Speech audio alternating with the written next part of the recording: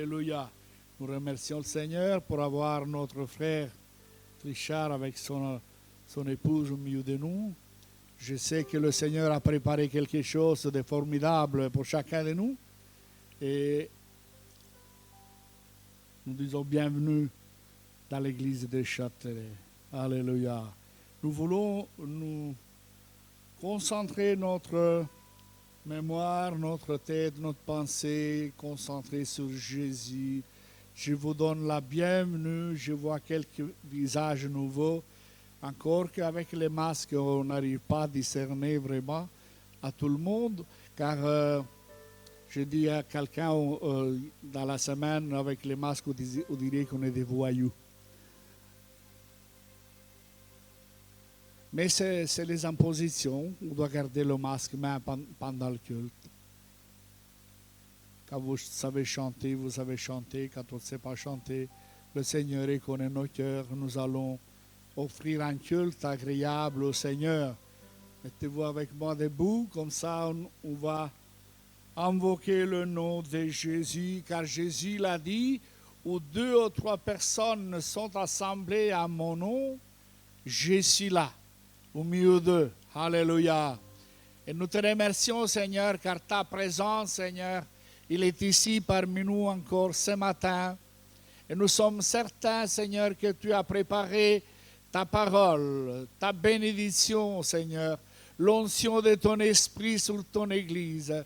Nous avons besoin de toi encore ce matin pour te glorifier, pour t'élever, pour exalter le nom précieux de Jésus. Merci, car toi, tu vas guider toutes choses à la gloire de ton nom. Tu vas guider aussi la louange pour te glorifier, pour t'exalter dans le nom de Jésus. Amen. Nous allons louer le Seigneur avec quelques chants.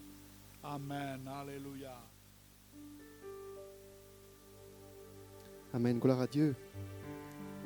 C'est vraiment une joie encore ce matin d'être ensemble. Amen. Depuis que nous pouvons nous réunir, c'est l'attente du jour du culte pour pouvoir nous croiser. Même avec un masque, comme nous disait notre frère Rocco. Mais c'est la présence du Seigneur qui nous unit. Amen. Même si on ne se voit pas, même si on a les yeux fermés.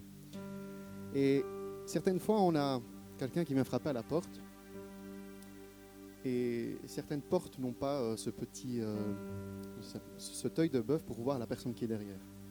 Et donc, on doit ouvrir la porte pour découvrir la personne qui est derrière. Et aujourd'hui, il y a quelqu'un qui vient frapper à la porte de ton cœur. Est-ce que tu vas l'accueillir? Est-ce que tu vas lui laisser la place? Est-ce que tu vas accueillir ce roi des rois? Amen. Nous voulons laisser entrer Jésus dans notre vie.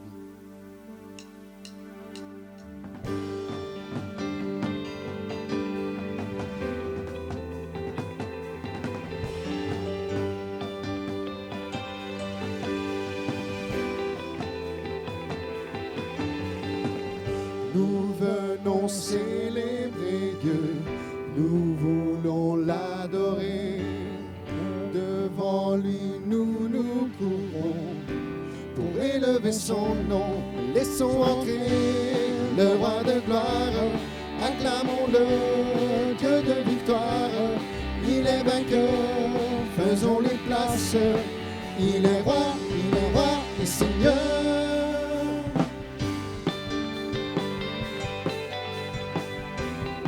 Dieu est là, il nous attend, il t'attend.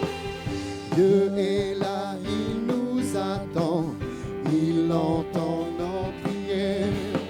Sa parole est éternelle, elle est notre essentiel. Laissons entrer le roi de gloire, acclamons-le, Dieu de victoire. Il est vainqueur, faisons-lui place. Il est roi et Seigneur. Laissons entrer le roi de gloire, acclamons-le, Dieu de victoire. Il est vainqueur, faisons-lui place. Il est roi et Seigneur.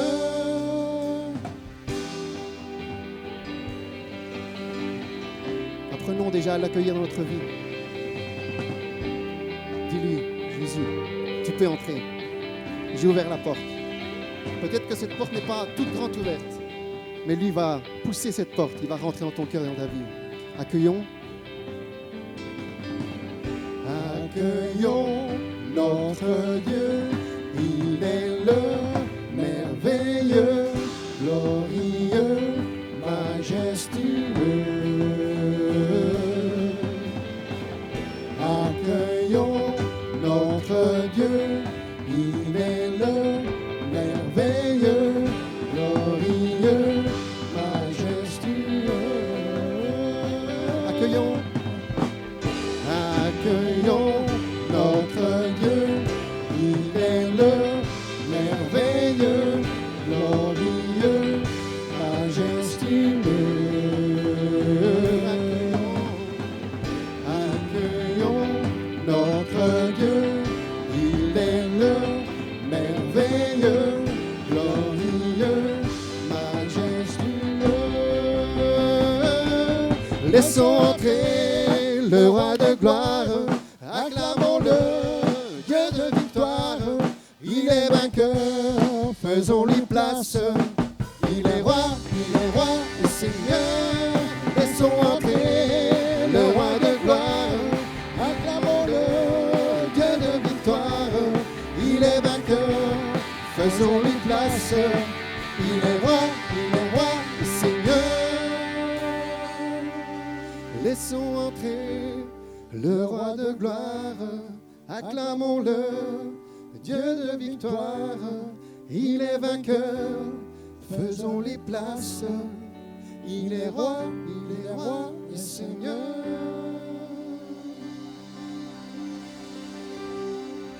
Gloire à toi, Seigneur Jésus.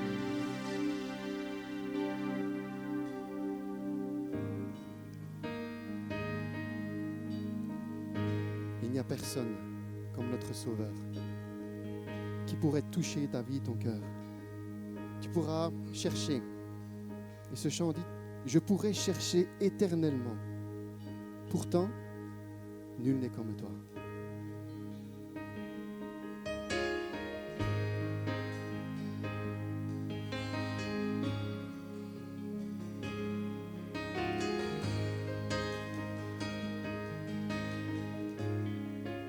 Nessuno è come te.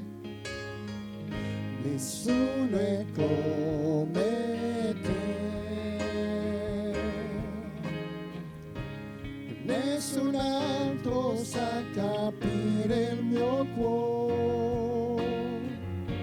Se cercassi per l'eternità, non troverei uno come te. La tua bontà scorre come un fiume, sempre guarisce il mio cuore. E nelle tue braccia mi sento al sicuro, nessuno è come te, nul n'est come toi. Nul n'est comme toi. Nul ne peut toucher mon cœur comme toi.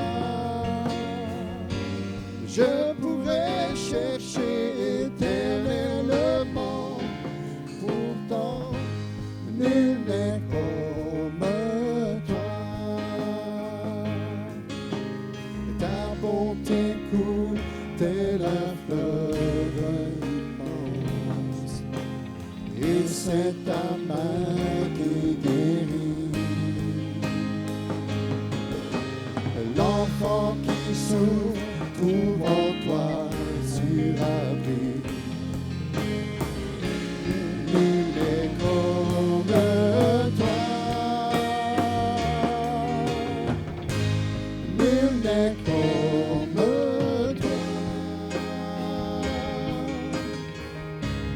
Nul ne peut toucher mon cœur comme toi. Je pourrais chercher éternellement, pourtant nul n'est comme toi.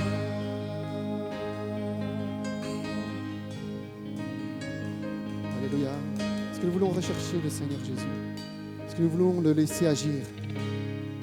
Et lui dire, c'est auprès de toi que je veux rester. Pour vraiment jouir de tes bénédictions. Et surtout, être guidé par toi. Quand j'ai des choix difficiles à prendre, sois aux commandes, Seigneur Jésus.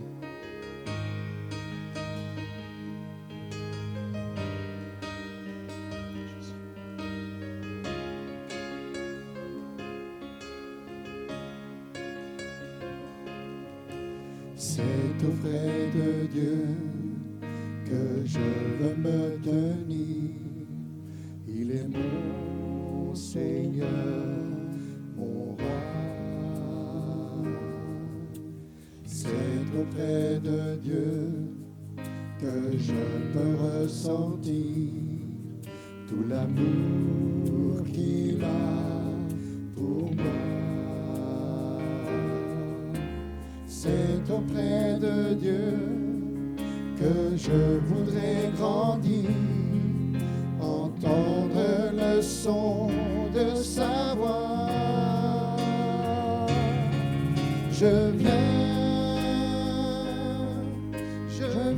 devant le trône, par ta grâce je me tiens, en ta présence je lève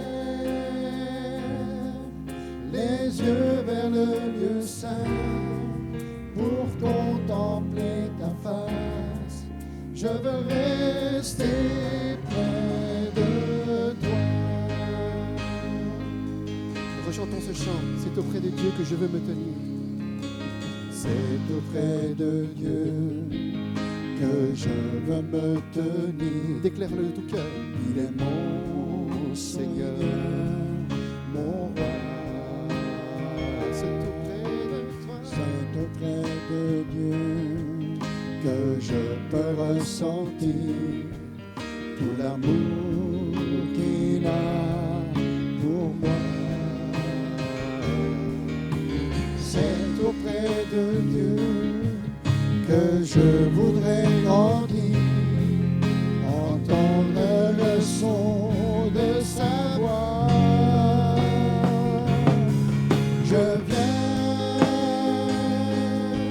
Je viens devant le trône, par ta grâce je me tiens, en ta présence je lève les yeux vers le lieu saint, pour contempler ta face. Je veux rester près de toi. Je viens devant le trône, par ta grâce je me tiens, en ta présence je lève les yeux vers le lieu saint, pour contempler ta face. Je veux rester près de toi. Je veux rester près de toi, Seigneur Jésus. Je veux rester près de toi.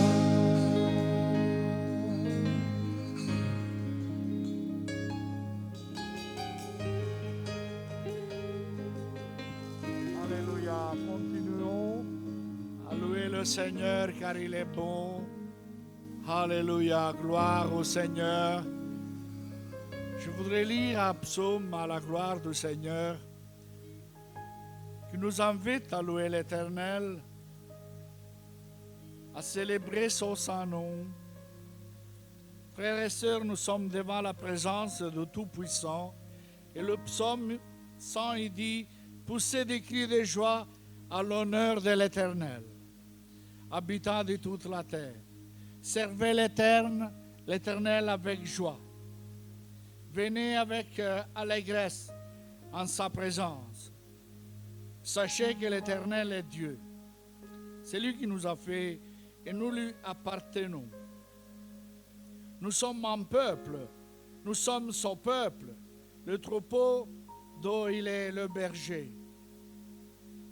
Entrez dans ses portes avec reconnaissance, dans ses parvis avec des chants de louange.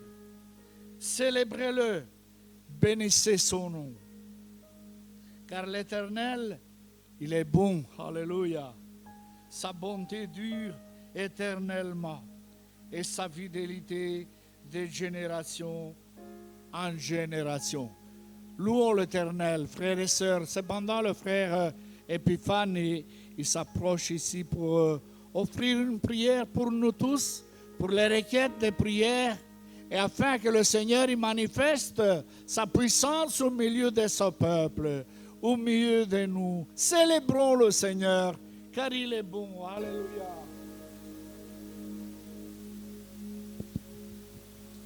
Gloire à toi, Seigneur Jésus. Alléluia. Alléluia. Béni sois-tu, éternel Dieu.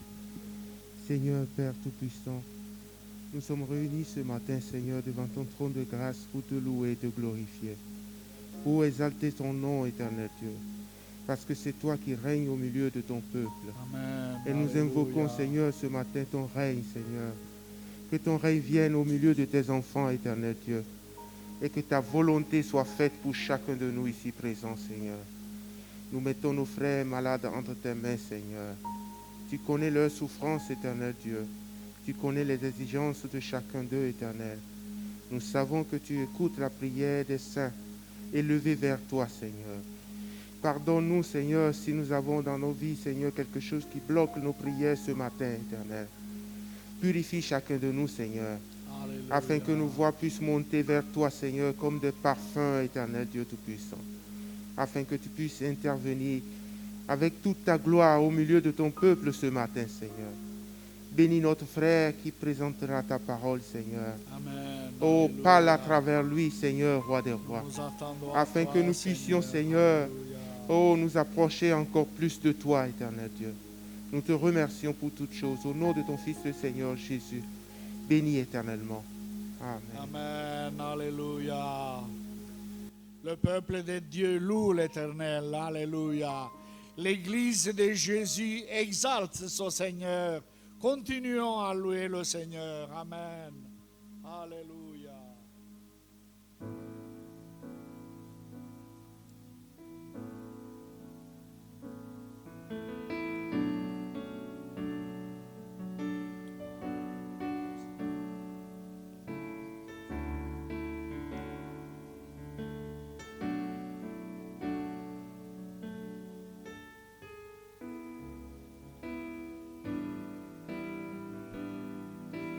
Venez maintenant dans le lieu très saint, revêtu du sang de l'agneau. Venez dans sa présence avec des chants, adorez au trône de Dieu. Venez maintenant dans le lieu très saint, revêtu du sang de l'agneau. Venez dans sa présence avec des chants, adorez au trône de Dieu. Élevez vos mains pour le roi des rois. Adorez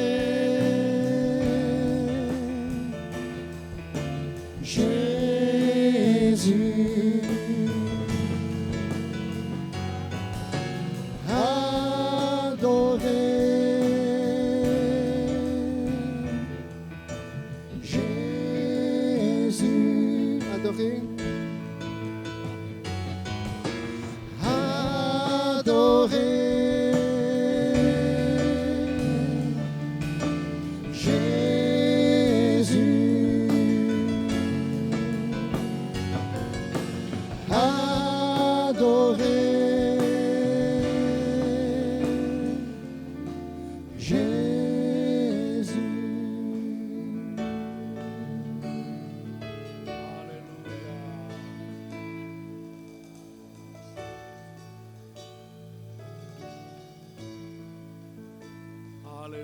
Alléluia.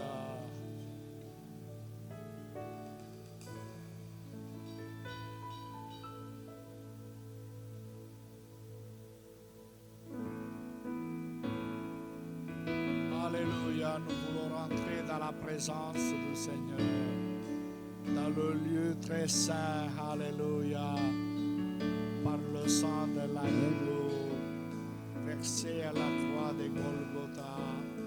Merci, Seigneur.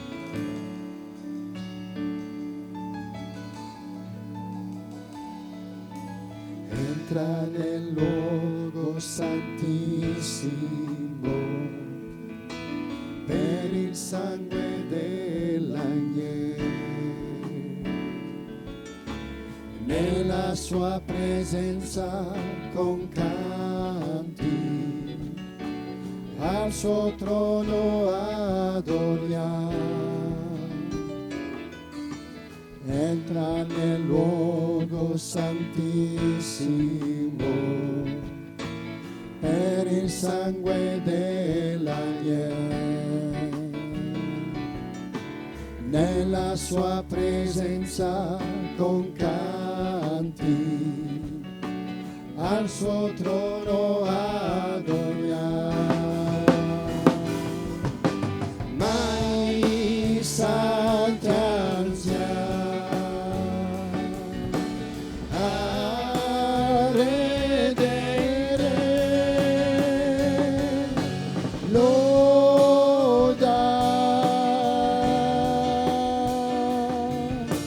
Gesù, loda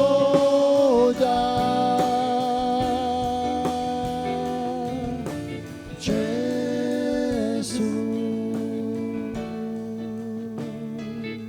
Alléluia, alléluia.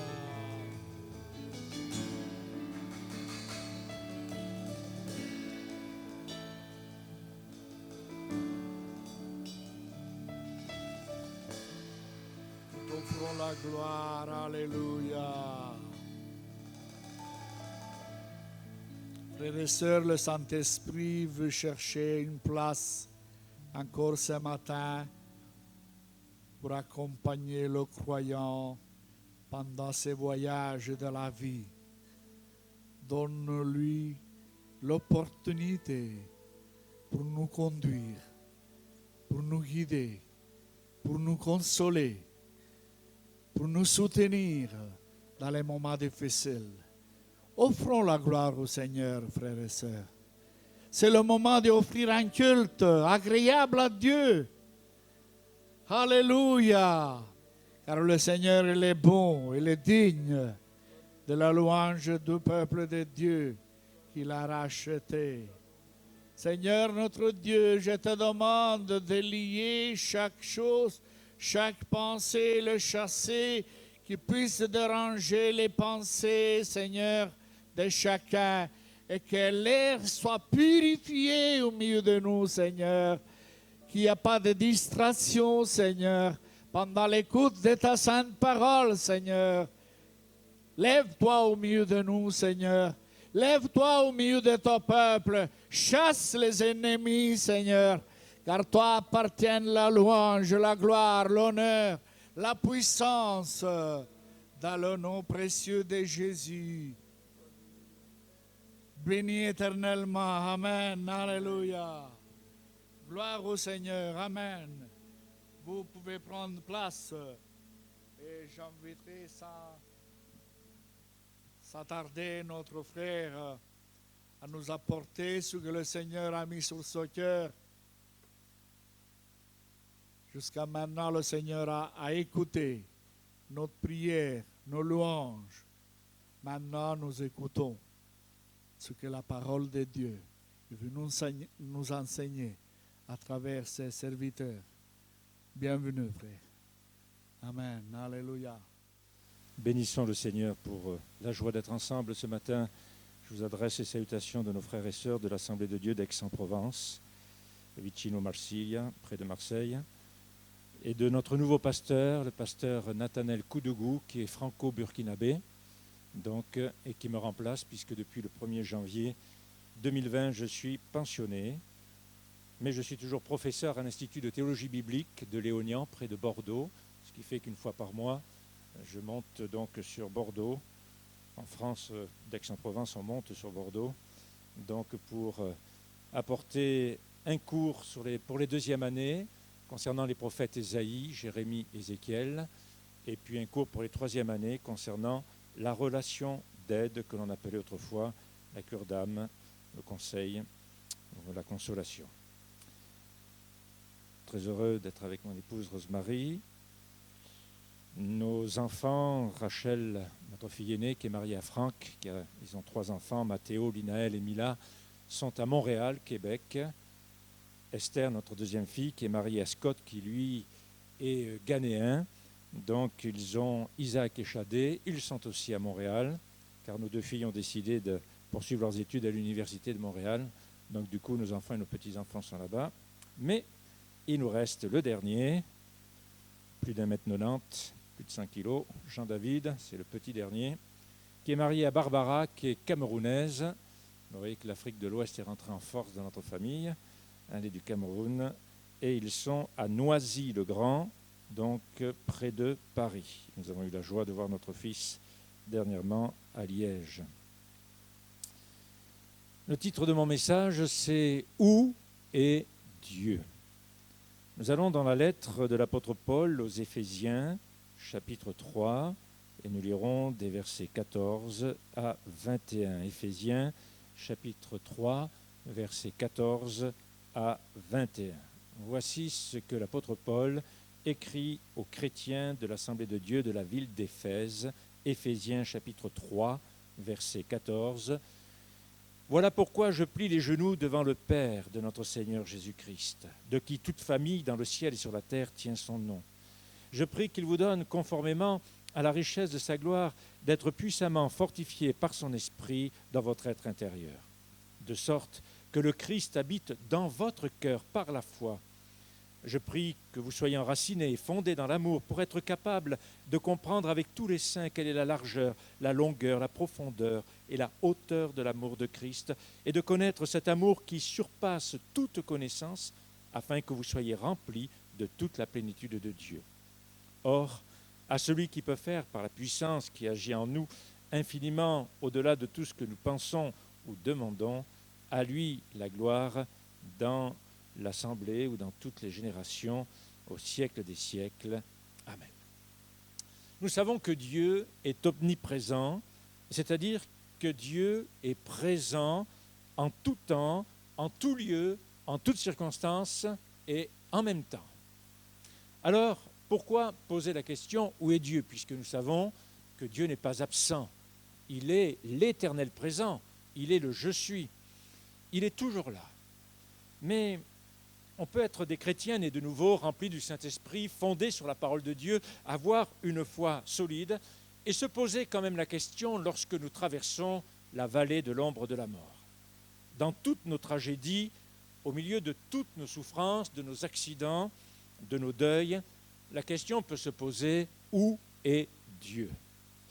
Dans les moments où la souffrance est particulièrement vive, ce que nous savons, ce que nous croyons, eh bien, peut se révéler insuffisant. Car savoir que Dieu est bon et plein d'amour est une chose. Être convaincu de la bonté de l'amour de Dieu, c'en est une autre. Mais continuer de croire dans la bonté et dans l'amour de Dieu à travers l'épreuve, c'est encore autre chose. Je suis convaincu que Dieu est amour. Mais lorsque je perds un enfant, lorsque je perds mon conjoint, lorsque je perds un frère, une sœur, lorsque je perds un ami, un collègue de travail, lorsque je perds une partie de mon corps dans un accident de la circulation ou du travail, est-ce que j'ai toujours la conviction que Dieu est amour? Autrement dit, lorsque nous passons par le creuset de l'épreuve et de la souffrance, l'assurance que notre système de conviction, c'est-à-dire ce que nous croyons, est-ce qu'il est toujours suffisant à ce moment-là? Ce que j'ai besoin, au-delà de ce que je sais, au-delà de ce que je suis convaincu, au-delà de ce que je crois, j'ai besoin de sa présence en moi. Quand je suis malade et que mon épouse n'est pas là et qu'au téléphone, elle me dit « Chérie, je t'aime, je pense à toi », c'est une chose. Mais quand je suis malade et que mon épouse est là pour me soigner, c'est autre chose. La présence réelle de Dieu en nous, par le Saint-Esprit, c'est ce dont nous avons besoin. Et le Seigneur ne part pas lorsque le médecin m'annonce un cancer. Le Seigneur ne part pas lorsque j'apprends que mon conjoint ne reviendra plus parce que sa vie s'est arrêtée sur la route ou sur son lieu de travail. Cette présence du Seigneur est toujours là, elle est permanente. Et c'est elle qui est la plus importante, car au moment où tout s'effondre sous mes pieds, au moment où l'insoutenable, où l'incroyable arrive, j'ai vraiment besoin de sa présence. Car tout peut s'écrouler, mais pas lui. Je peux m'effondrer, mais lui en moi, non. Lorsque je passe au bloc opératoire, on m'anesthésie, mais pas le Saint-Esprit qui est en moi. Le Saint-Esprit ne peut pas être anesthésié. Il veille sur le bloc opératoire, il veille sur le chirurgien, il veille sur toute l'équipe qui s'occupe d'opérer mon corps. J'ai besoin de cette présence. Nous l'avons lu dans Éphésiens 3,16, Paul prie que le Père nous donne, conformément à la richesse de sa gloire, d'être puissamment fortifiés par son Esprit dans notre être intérieur. Dans notre être intérieur, de sorte que Christ habite dans notre cœur par la foi. Nous pouvons croire avoir un système de conviction qui est tout à fait approprié et cohérent. Oui, je crois que Dieu est bon, je crois que Dieu est amour. Mais pour pouvoir puiser du réconfort dans ce que nous croyons, dans ce que nous savons, nous devons non seulement être convaincus que Dieu est réellement amour, mais également apprendre à utiliser ce que je crois en temps de crise. Personne sur cette terre n'échappe et aucun pays n'a échappé au coronavirus. Mais au-delà de ce qui peut arriver, et si un jour on sait la vérité sur comment cela est arrivé, au-delà de tout ça, notre Dieu règne. Et j'ai besoin de comprendre que mon Dieu règne. Nos convictions, ce que nous croyons, ne doit pas être rangé quelque part dans un coin de notre esprit, de notre cerveau, mais cela doit s'appliquer chaque jour de notre vie. Nous sommes toujours convaincus que lorsque nous prenons la voiture, nous allons revenir. Gloire à Dieu. On ne vit pas avec la peur de savoir si on va revenir ou pas. Mais nous sommes toujours convaincus qu'on va revenir. Et gloire à Dieu, ça fait des années que je reviens. Et je rends grâce à Dieu. Un jour, je ne reviendrai pas, mais j'irai vers sa présence dans le ciel. C'est important de réaliser que ce que nous croyons doit être notre force à chaque instant parce que le Saint-Esprit qui est en nous nous rappelle ce qu'il est vraiment. Et c'est ça notre réconfort. Notre force, notre paix, notre joie ne dépend pas des circonstances. Elle ne dépend pas de la bonne humeur de mon époux, de mon épouse, de mes enfants. Elle ne dépend pas de la bonne humeur de mon employeur. Elle ne dépend pas de la bonne humeur de mes collègues de travail.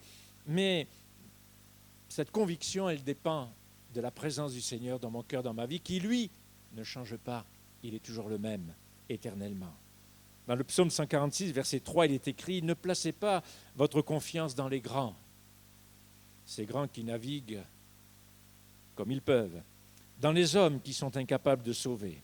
Leur souffle s'en va, ils retournent à la terre, et leur projet meurt avec eux. Heureux celui qui a pour secours le Dieu de Jacob, qui met son espoir en l'Éternel, son Dieu. » Le Dieu sur lequel nous nous appuyons et comptons, c'est ce que souffrir veut dire. Il ne sait pas simplement intellectuellement ce que souffrir veut dire, mais le Dieu dans lequel je crois non seulement sait ce que souffrir veut dire, mais il a expérimenté la souffrance. Car à la croix, le Fils éternel de Dieu, ce lieu où la justice et l'amour de Dieu, où les exigences et la compassion de Dieu se sont manifestées, la croix qui est l'acte le plus injuste concernant notre Seigneur Jésus-Christ, eh bien c'est à la croix que je vois que mon Dieu non seulement sait ce que c'est que souffrir, mais que mon Dieu a souffert par amour pour chacune et chacun d'entre nous. Celui qui était sans péché, Jésus, s'est offert en sacrifice pour nos péchés. Celui qui ne s'est jamais rebellé contre Dieu est tombé entre les mains des rebelles que nous sommes. Celui qui a aimé toujours le Père, de tout son cœur, de toute son âme, de toute sa pensée, de toute sa force, a été abandonné par Dieu, au point de s'écrier « Mon Dieu, pourquoi m'as-tu abandonné ?» Et pourtant, c'est par cet acte profondément injuste, la croix, la crucifixion, que je suis parfaitement justifié, que je reçois la justice divine, que Dieu peut donner libre cours à son amour parce que quelqu'un a payé pour moi.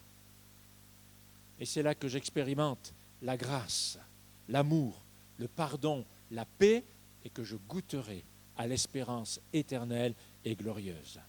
Dans Romains, chapitre 5, verset 8, l'apôtre Paul écrit ceci: « Mais voici comment Dieu prouve son amour envers nous, alors que nous étions encore des pécheurs, Christ est mort pour nous. » Jésus est mort là où nous, les pécheurs, nous aurions dû mourir. Ainsi, Dieu se montre juste tout en justifiant celui qui a la foi en Jésus. Et notre salut est là. Il n'est pas dans nos œuvres, mais il est dans l'œuvre parfaite de Jésus-Christ. Toutefois, une fois que nous sommes sauvés par la foi en Jésus, nous produisons des œuvres bonnes qui glorifient le Seigneur. À la croix, Dieu a sauvegardé sa justice, a honoré sa justice, mais à la croix, Dieu a aussi déversé son immense amour. Dans sa première lettre, Jean, au chapitre 4, verset 10, écrit ceci: « Cet amour consiste non pas dans le fait que nous avons aimé Dieu, mais dans le fait que lui nous a aimés et a envoyé son Fils comme victime pour le pardon de nos péchés. » L'objet de notre foi, c'est le Messie, c'est Jésus, celui qui a été crucifié et ressuscité. Et l'apôtre Paul le rappelle aux chrétiens de la ville de Corinthe, dans 1 Corinthiens chapitre 2, verset 2, « Car je n'ai pas eu la pensée de savoir parmi vous autre chose que Jésus-Christ et Jésus-Christ crucifié. » C'est en gardant les yeux fixés sur la croix de Jésus-Christ que non seulement nous enracinons nos convictions, ce que nous savons, ce dont nous sommes convaincus, ce que nous croyons, notre foi.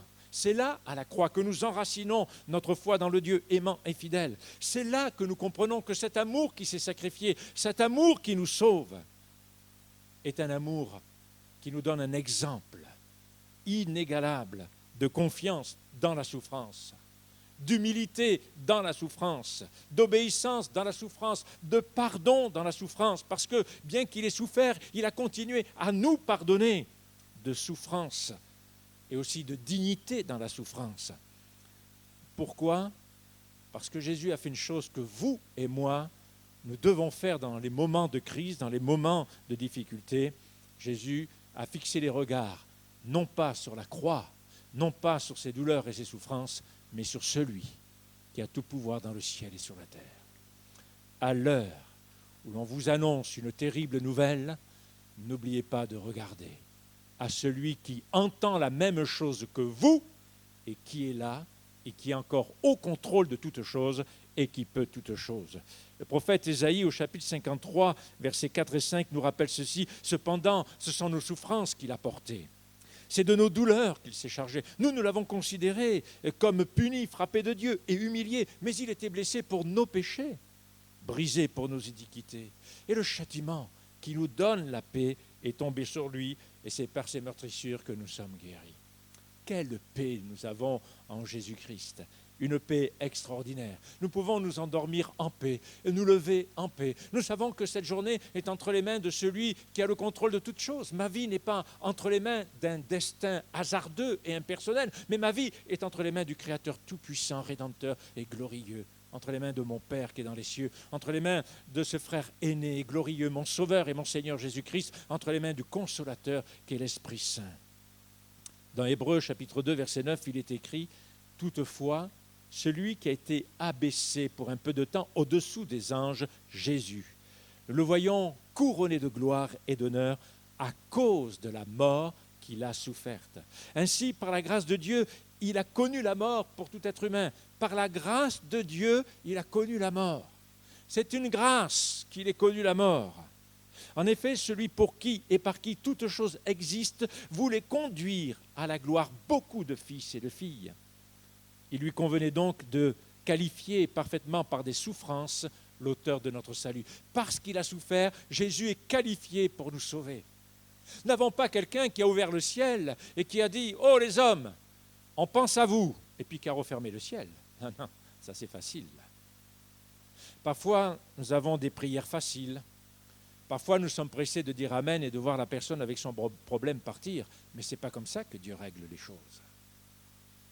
Dieu nous rend responsables de ce que nous croyons. Dieu nous rend responsables de notre communion. Dieu nous rend responsables de ce que nous partageons. Dieu nous rend responsables de ce que nous prions. Oui, ce n'est pas parce que j'impose les mains que Dieu est obligé de bénir. Ce n'est pas parce qu'un homme de Dieu, quel qu'il soit, impose les mains que Dieu va le suivre. Parce que si l'imposition des mains n'est pas conforme à la volonté de Dieu, on pourra toujours imposer les mains. Dieu garde sa bénédiction. Pour lui, c'est quand même lui qui est Dieu. Et ce n'est pas parce qu'un pasteur ou autre impose les mains que Dieu est obligé de suivre. Dieu reste souverain. Mais lorsque j'impose les mains dans le nom de Jésus, lorsque je prie dans le nom de Jésus, je m'associe à mon frère et à ma sœur. Et nous nous associons ensemble, les regards fixés sur celui qui entend et qui voit, et sur celui qui a dit, si vous demandez quelque chose en mon nom, je le ferai, Jésus. Parce qu'il sait ce que c'est que la souffrance. Son action n'est pas une action facile, gratuite. Non, non, il a traversé la souffrance. Il sait ce que c'est que l'injustice, d'être renié, craché au visage, méprisé, condamné avant même d'être jugé. Il sait l'injustice. Il sait ce que c'est que la douleur, une couronne d'épines enfoncée sur une tête, être frappé par 39 coups de fouet. Il sait ce que c'est que d'être vraiment humilié et brisé, être vendu, trahi, abandonné. Il sait tout cela. Donc, lorsque nous traversons l'épreuve, quelle qu'elle soit, il a, lui, déjà traversé cette épreuve pour nous aider à traverser la nôtre. Non pas en regardant sur nous, mais en nous appuyant et en regardant sur lui. Mes frères et mes sœurs, il y a un mystère que je ne peux pas vous révéler. Il y a un mystère et je m'endormirai sur cette terre avec ce mystère sans savoir pourquoi et où et comment a commencé le mal. C'est un mystère, mais je sais une chose, c'est qu'à travers le mal, j'ai un Dieu qui a vaincu le mal, Jésus-Christ est Seigneur. Et je ne veux pas perdre mon âme. Je ne veux pas m'apitoyer sur moi-même en cherchant à comprendre pourquoi cela m'arrive. Mais comment, Seigneur, tu vas faire que je sorte de là pour que je continue de garder la foi en toi, la tête haute et digne, et de croire jusqu'au bout dans ton amour et dans ta grâce. L'auteur de la lettre aux Hébreux continue d'écrire dans Hébreux chapitre 5, versets 7 à 9, « C'est lui qui, Jésus, dans les jours de sa chair, son incarnation, ayant présenté avec de grands cris et avec larmes des prières, oui, Jésus a crié, Jésus a pleuré, et des supplications à celui qui pouvait le sauver de la mort, ayant été exaucé à cause de sa piété, a appris, bien qu'il fût fils, l'obéissance par les choses qu'il a souffertes. L'obéissance par les choses qu'il a souffertes et qui, après avoir été élevé à la perfection, est devenu pour tous ceux qui lui obéissent l'auteur d'un salut éternel. Voyez-vous, dans le ciel, notre Seigneur Jésus-Christ a toujours obéi, toujours soumis au Père et au Saint-Esprit, et vice-versa, le Père et l'Esprit Saint soumis au Fils et l'Esprit soumis au Père et au Fils. C'est une soumission mutuelle. Nous voyons une hiérarchie, le Père qui est au-dessus, le Fils et le Saint-Esprit. Non, non, Dieu est Dieu. Ils sont tous au même niveau, omnipotent, omniscient, omniprésent, tous saints. Ils ont tous une égale valeur, le Père, le Fils et le Saint-Esprit. Nous avons besoin des trois dans ce Dieu un et unique. Nous ne sommes pas des polythéistes, nous n'adorons pas trois dieux, mais nous ne sommes pas non plus des monothéistes, nous n'adorons pas un seul Dieu unique, mais il est le Dieu unique en trois personnes, le Père, le Fils et le Saint-Esprit, et c'est un mystère. Dieu est un en trois personnes. Eh bien, Jésus devait apprendre quelque chose qu'il n'avait pas appris dans le ciel. Il devait apprendre la souffrance. Parce que dans le ciel, on ne souffre pas. Dans le ciel, on ne meurt pas. Dans le ciel, on ne sait pas ce que c'est que la séparation. Jamais le Fils n'a été séparé du Père éternellement. Mais là, sur cette terre, Jésus devait apprendre l'obéissance par les choses qu'il a souffertes. Il a ajouté quelque chose de glorieux. Il a apporté un plus, une valeur ajoutée à ce qu'il était déjà dans la gloire. Il a apporté cette obéissance. Car oui, il nous a prouvé que dans le ciel, il a toujours obéi, et sur la terre, malgré qu'il soit séparé du Père et du Saint-Esprit, malgré qu'il soit dans ce moment précis où les ténèbres de 12h à 15h se sont abattues sur cette croix, parce que Dieu ne pouvait plus être en communion avec son Fils qui a été fait péché et qui portait nos péchés pour nous, eh bien il a continué de croire et d'obéir. Il a appris l'obéissance par les choses qu'il a souffertes. Jésus nous a prouvé que même loin du Père, Jésus nous a prouvé que même dans la douleur, même séparé du Père, il continue d'obéir au Père. Et c'est important que dans la souffrance, nous continuions de croire. C'est important que dans la souffrance, nous continuions de persévérer dans la foi. Ce n'est pas parce qu'il y a le mal que Dieu n'existe pas. Ce n'est pas parce qu'il y a le mal que Dieu ne règne pas. Dieu est souverain. Dieu règne. Et il est important pour moi de le savoir, parce que le mal est malin. Il pourrait déstabiliser ma foi et m'emporter peut-être à dire ou à penser des choses qui ne sont pas. Dieu est toujours là, il est omniprésent. Et c'est important d'avoir cette confiance dans le Dieu dans lequel nous croyons. Et la souveraineté de Dieu est pour moi la garantie qu'aucune situation n'échappe à son contrôle. Pas même le coronavirus n'échappe au contrôle de Dieu. Il est souverain.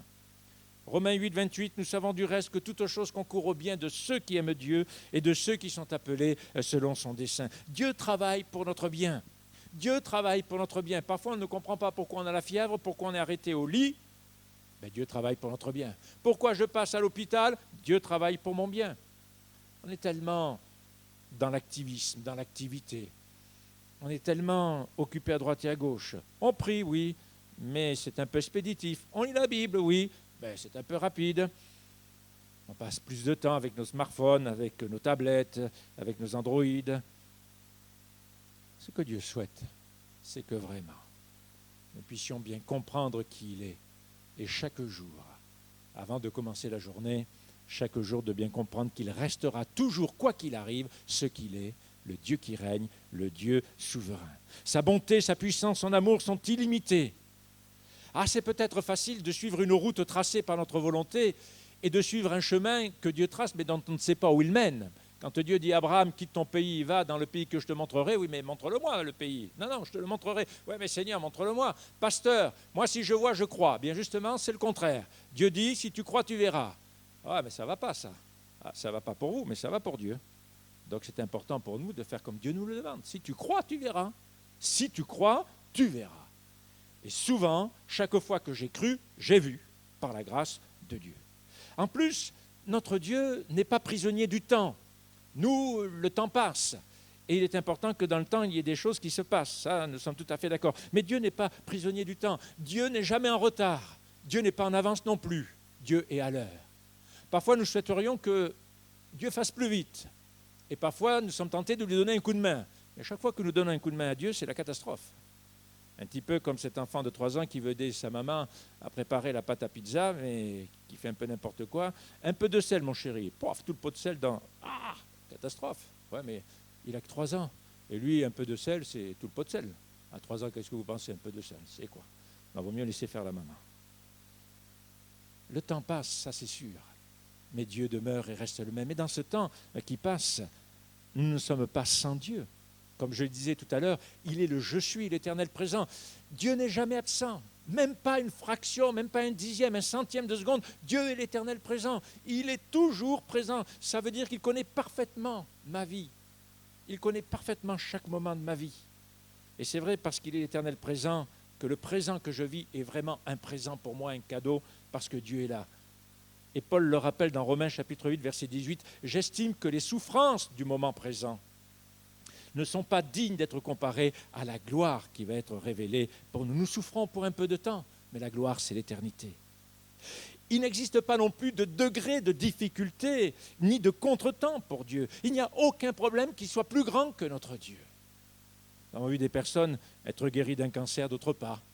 Nous lisons dans la Bible que Jacques a été décapité, que Pierre a été délivré. Alors on peut se poser des questions. L'apôtre Paul a laissé Trophime malade dans la ville de Millet.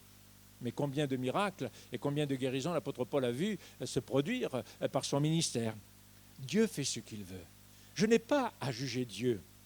Dernièrement, lors d'une soirée pizza, j'ai un neveu qui me posait tout un tas de questions sur justement l'incompréhension. Il dit, mais pourquoi Dieu permet ça? Et puis il permet autrement là et là. J'ai dit, écoute, moi je ne suis pas là pour juger Dieu. Qui suis-je pour juger Dieu? Dieu fait ce qu'il veut. Mais quoi qu'il décide pour moi, quoi qu'il décide pour toi, il reste toujours mon Père. Il reste toujours mon Jésus et mon Sauveur qui est dans les cieux. Il reste toujours l'Esprit Saint consolateur. Il est toujours mon Dieu. Il n'y a pas de degré de difficulté pour notre Dieu.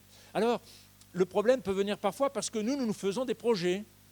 Voilà, on fait des projets, c'est normal. On rêve d'un nouveau travail, on rêve d'une promotion. Tiens, le patron nous appelle dans son bureau, peut-être que c'est pour gagner un peu plus. Et puis il nous dit non, c'est encore pour nous faire des reproches ou pour nous dire qu'il faudra travailler plus pour gagner moins. Bon, d'accord, ok, patron, d'accord. Parfois, on se fait des idées sur un nouveau logement. Ouais, cette maison, elle est superbe, elle est là. Et puis une fois qu'on est dedans, oula, mais il y a de l'humidité. Oula, mais pourquoi ça bouge? On est aussi à la recherche de l'âme sœur, de cette princesse, de ce prince, 18 ans, 23 ans, 25 ans, 28 ans. Seigneur, moi je n'ai pas que ça à faire, hein. Le temps passe là sur la terre, il faut que tu me la trouves vite celle-là. Hein. Donc, et on se fait des projets. Et comme ça, le premier âne qui passe, on le prend, et puis on se marie avec, et puis on tourne en bourrique, et il y a des problèmes après par la suite. Nous avons besoin de faire confiance à Dieu. Vraiment de lui faire confiance. Notre Père veille d'une façon particulière sur chacune de nos vies. Dieu s'occupe même des détails de notre vie. Tout a de l'importance pour lui parce que nous comptons pour lui. Tout a de l'importance pour nous, tout avait de l'importance pour nos enfants, pour Rachel, Esther, Jean-David. Tout avait de l'importance et tout continue d'avoir de l'importance pour nos petits-enfants, pour notre famille, pour chacune et chacun d'entre vous.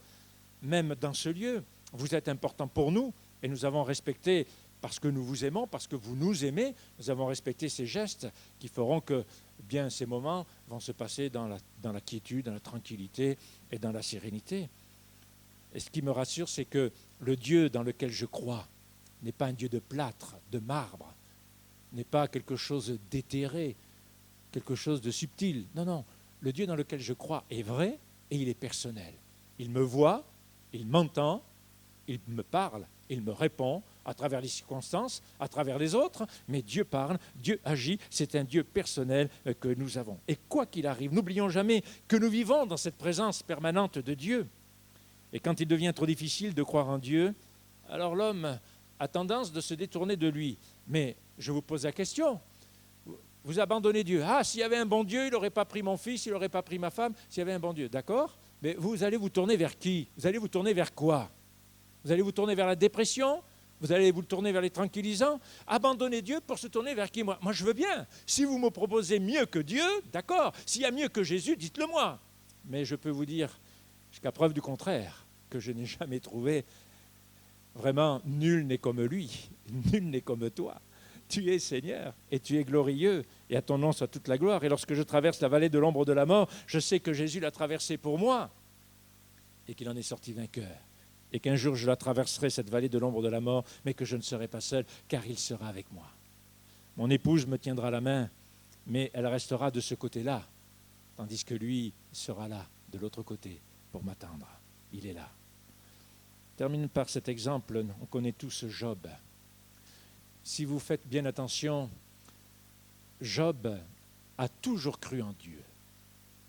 Quand il discute contre le jour de sa naissance, quand il en veut après Dieu, mais qu'il m'écrase, qu'il arrête comme ça de me faire souffrir, qu'il en finisse avec moi. Job a toujours cru en Dieu. Job n'a jamais douté de la présence de Dieu. Dans le pire de ses moments, de ses souffrances, Job savait que Dieu était là. Et d'ailleurs, tout le livre de Job, on voit Job qui parle à Dieu. Il lui dit, il lui parle. Il me presse d'être devant lui, il me presse d'être jugé par lui. Job n'a jamais douté de la présence de Dieu. Le problème de Job, ce n'est pas la présence de Dieu. Le problème de Job, c'est sa théologie. C'est là qu'il y a eu un problème. La théologie de Job était celle-ci. Et d'ailleurs, le livre de Job commence ainsi. Job était un homme intègre et droit, craignant Dieu. Et ça, c'est Dieu qui le dit, donc je le crois. La théologie de Job, le problème de la théologie de Job était la suivante. Tant qu'un homme fait le bien, Dieu le bénit. Et si un homme fait le mal, Dieu le punit. Voilà, ça c'était sa théologie. Mais il n'a jamais cru à un moment donné qu'un homme intègre et droit qui craignait Dieu puisse être touché par le mal. Ça, il n'y croyait pas. Et c'est là que la théologie de Job a montré des lacunes. Ce n'est pas parce que je suis en Dieu que je suis épargné par l'épreuve. Ce n'est pas parce que je crois en Jésus que je suis rempli du Saint-Esprit qu'il n'y aura pas de difficultés sur la vie. Où c'est qu'on va? Dieu ne m'a pas promis que le chemin serait facile. Mais il m'a dit ceci, je suis avec toi tous les jours, jusqu'à la fin du monde. Et Job, à un moment donné, pourra dire, mon oreille avait entendu parler de toi, mais maintenant, mon œil t'a vu. Même au sein de l'épreuve, même au sein de la souffrance, Dieu est là. Alors, quoi qu'il arrive, que nous puissions vraiment, non seulement savoir que Dieu est bon et plein d'amour, non seulement être convaincus que Dieu est bon et plein d'amour, non seulement croire que Dieu est bon et plein d'amour, mais quelles que soient les circonstances, quelles que soient les épreuves, nous ne savons pas, vous et moi, de quoi sera fait tout à l'heure ou demain, de quoi sera fait la fin de cette année. Parce qu'avant le 31 décembre 2020, avant qu'on se dise bonne année, au 1er janvier 2021, il va s'en passer des choses. Et ça, vous le croyez qu'il va s'en passer des choses. Mais je sais une chose, et vous et moi, nous savons une chose, c'est qu'il règne. Notre Dieu règne, il est souverain, il est au contrôle de tout. Celui qui m'aime, celui qui a donné sa vie pour moi, Jésus le bon berger, je suis précieux à ses yeux, précieux près de son cœur. Oui, gardé dans ses bras d'amour. C'est mon espérance, c'est notre espérance. Et quel que soit le temps et quelle que soit la souffrance, nous demeurons fidèles en celui qui a vaincu pour nous. Et mon modèle, c'est Jésus dans la souffrance. À la croix, Jésus souffre comme un homme. Donc il sait ce que c'est que la souffrance. Il souffre comme une victime innocente. Nous ne souffrirons peut-être pas toujours en tant que victime innocente. Nous sommes pécheurs. Lui, il est sans péché. Pécheur sauvé par grâce, certes. Il souffre cruellement, spirituellement, psychologiquement, physiquement. Mais Jésus souffre en priant. Pendant que tu souffres, prie. Il souffre en priant. Il souffre en s'appuyant sur l'Écriture, qu'il cite 7 fois. Il prend la parole et 7 fois, il se réfère à l'Écriture. Il souffre en regardant aux autres, en faisant rentrer ce brigand repentant dans le paradis. Aujourd'hui, je te le dis en vérité, tu seras avec moi dans le paradis. Il souffre en donnant à sa mère un fils, Jean, et à Jean une mère, Marie. Il souffre avec dignité, au point que l'officier romain est obligé de dire « Assurément, cet homme est fils de Dieu ». Il souffre surtout en accomplissant pour toi et pour moi la nouvelle alliance par son précieux sang. Il souffre en regardant au Père, en se remettant totalement au Père, en s'abandonnant à l'œuvre du Saint-Esprit, à la puissance du Saint-Esprit qui est capable de ressusciter les corps, qui est capable de faire monter nos corps et qui est capable de glorifier nos corps. Il souffre. Et c'est ainsi que Paul a pu dire « Je puis tout par celui qui me fortifie. » Amen. Jésus demeure notre espérance dans la souffrance. Père éternel, tout-puissant, souverain, nous te bénissons, notre Père, toi qui es dans les cieux, assis sur ton trône de gloire, qui règne et qui tient toutes choses entre tes mains. Tu savais ce qui allait se passer en ce début de 21e siècle, en ce début d'année 2020. Tu savais ce qui allait toucher et frapper l'humanité. Tu savais nos limites, tu savais nos peurs et nos craintes, mais nous sommes ton peuple. Nous t'appartenons, Père, et par le sang précieux de celui qui est assis à ta droite, Jésus, notre Seigneur et notre Sauveur, nous remettons nos vies avec confiance et assurance.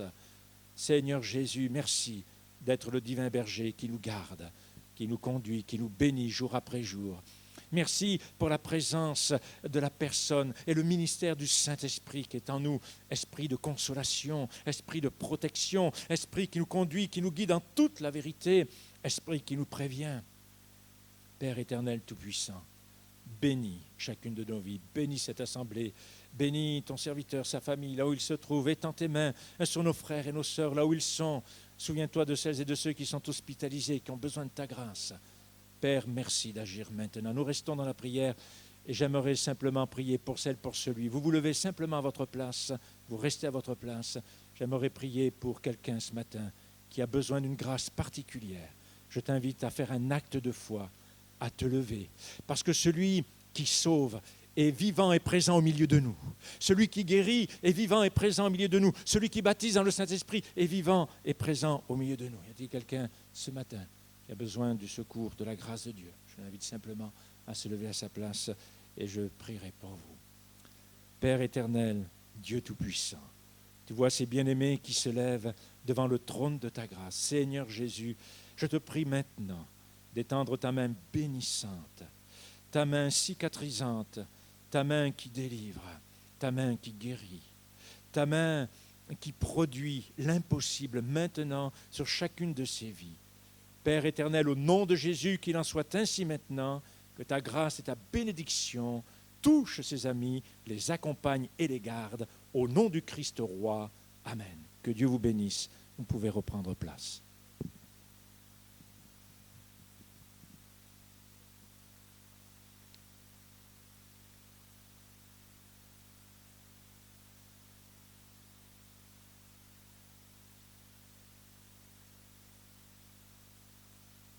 Merci Seigneur, alléluia.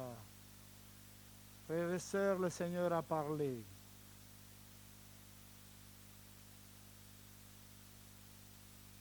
Nous remercions le Seigneur. Levez-vous avec moi pour remercier le Seigneur.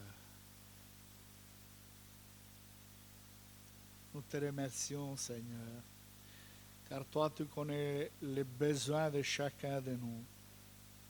Et si ta parole, il parle et reparle, Seigneur, c'est comme un marteau, Seigneur.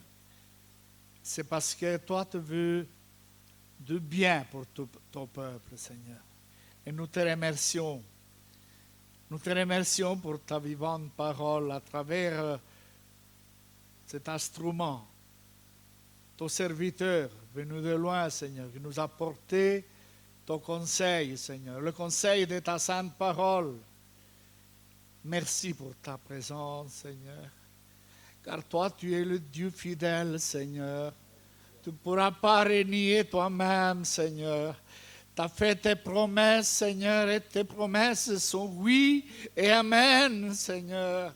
Et quand nous traversons, Seigneur, la vallée de l'ombre de la mort, oh, tu ne nous abandonnerais pas, Seigneur, car toi, tu es avec nous, Seigneur.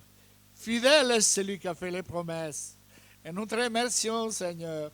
Merci, merci, mon Dieu. Merci de tout cœur. Ton peuple te dit merci, Seigneur. Accepte nos remerciements, Seigneur. Accepte notre louange vers toi, Seigneur. Car toi, tu es Dieu, alléluia. Le Dieu de tout temps, Seigneur. Quand il y a la tempête, toi, tu es là, Seigneur. Quand il y a le soleil, tu es là, Seigneur.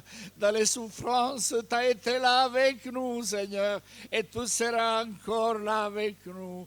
Merci de tout cœur pour tes réponses, merci pour tes bénédictions, merci Seigneur, merci de ton cœur, mon Dieu, dans le nom puissant de Jésus, ton Fils bien-aimé, notre Sauveur, le Rédempteur, celui qui magnifiquement il est sorti du tombeau, et règne à jamais, alléluia. Et ta parole nous dit, ne placez pas votre confiance dans les hommes. Nous voulons placer notre confiance à toi, Seigneur, et nous te remercions avec tout notre cœur dans le précieux nom de Jésus, béni éternellement. Amen, alléluia, gloire au Seigneur, gloire au Seigneur. Frères et sœurs, notre service va à la conclusion. Je crois que le Seigneur, il est digne d'être remercié, béni. Alléluia, nous pouvons être dans la joie car le Seigneur a fait de grandes choses. Nous recommandons, frères, de porter nos salutations où le Seigneur permet que vous allez à votre église. Si vous rencontrez frère Matina, chaleureusement nos salutations pour lui. Alléluia, gloire au Seigneur. Et ça a été une joie que vous soyez avec nous ce matin. Le peuple de Dieu se rencontre avant de grands jours que nous allons nous rencontrer dans le ciel de gloire. Alléluia, gloire à Dieu.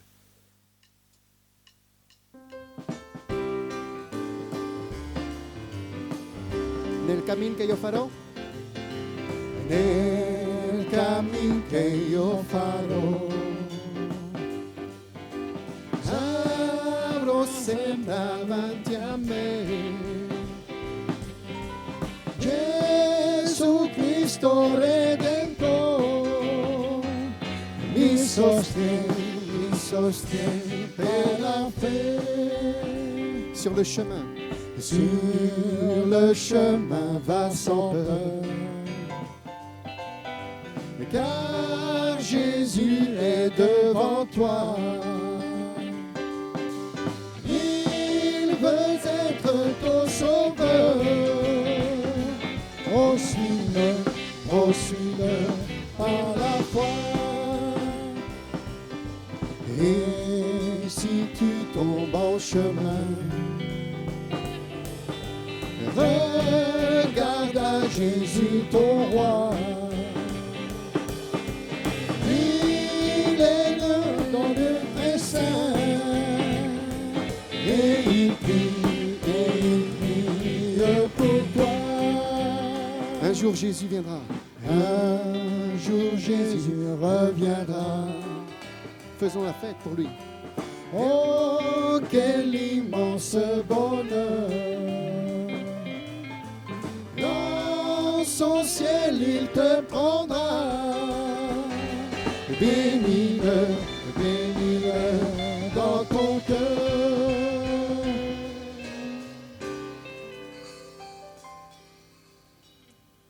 Merci Seigneur, car Jésus il viendra nous prendre pour nous porter dans ton royaume.